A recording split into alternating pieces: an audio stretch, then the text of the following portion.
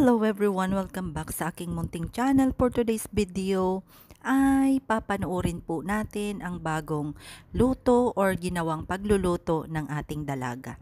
Kamakailan ay madalas po na si Reyna ang nagluluto sa kanilang tahanan upang pagsilbihan o masaya po siyang nagluluto para sa kanyang pamilya, nanay at mga kapatid. Masaya po ito na ginagawa ni Reyna ang mga bagay at napakasaya, napakagandang pagmasdan dahil makikita natin ang mga improvements ng ating dalaga.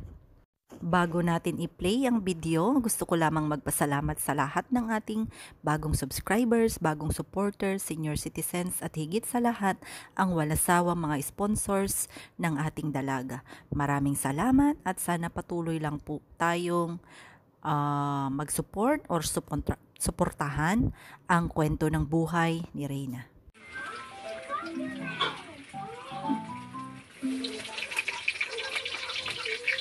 Sa kabila.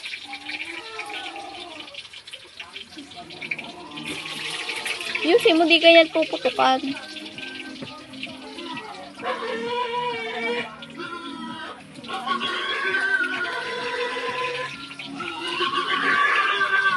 Tama na mo na yan.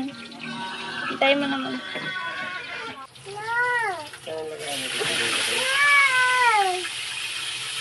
Hindi pa. Tatawa ko niya. Ito sa kabila.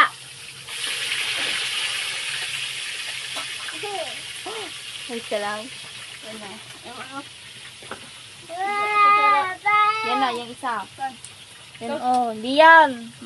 Oo, yan. Mamaya maluin. I mean, balik ka rin.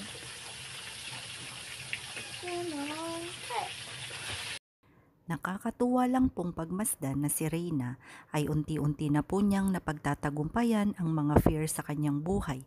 Makikita natin na talaga namang ayon kay Mama Melanie ay hindi na po niya tinuturuan pa si Reyna. Kumbaga ay mayroon na pong sinusundan si Reyna ng mga activities o mga gawaing bahay na kung saan ay sarili na niya itong ginagawa na minsan ay hindi na po sinusubaybayan ni Mama Melanie. Katulad ng pagwawalis, paghuhugas ng pinggan, at syempre sa pagluluto po ay nakasubaybay pa rin si Mama Melanie. At mga ibang gawaing bahay, pagtitiklop ng mga damit at pag-aalaga sa kanyang nakababatang mga kapatid. Hanggang dito na lang po at sana sama-sama pa rin nating sundan ang kwento ng buhay ni Reyna. Merry Christmas and God bless us all.